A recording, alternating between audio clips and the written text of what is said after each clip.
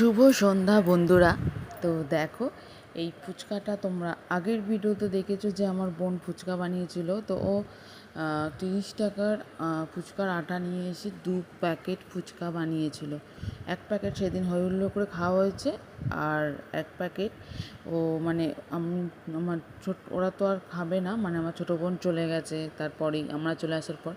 তো ও আমাকে বললো, দিদি তুই নিয়ে চলে যা, তুই খেয়ে নিবি বাড়ি গিয়ে। তো দেখো এখানে সেই জন্য নিয়ে চলে এসেছিলাম। আর তার পরের দিন, মানে এটা গতকালের ভিডিও, তো সেই জন্য বললাম যে ফুচকা যখন আছেই, তো সন্ধ্যের একটা মানে টকঝাল মিষ্টি টিফিন হোক। তো সেই জন্য আর কি বড়মশাইকে বললাম যে চলে এসো হাতাহাতি করতে। তো বড়মশাই চলে এলো, আর এখানে বানিয়ে নিচ্ছে বড়মশাই দই ফুচকা। আমি জল ফুচকাও করেছিলাম, তো সেটা করেছিলাম, সেটা আর নতুন করে কিছু তোমাদের সাথে শেয়ার করলাম না, বাট দই ফুচকাটা তোমার সাথে শেয়ার করলাম। দেখো কেমন হয়েছে দেখতে বন্ধুরা, অবশ্যই কিন্তু কমেন্ট করো। আর এই ফুচকা দেখে কার কার জিভে জল আসছে তারা কিন্তু অবশ্যই জানিও। তো আজকের ভিডিওটা এই পর্যন্ত, দেখা হচ্ছে নেক্সট ভিডিও। টাটা।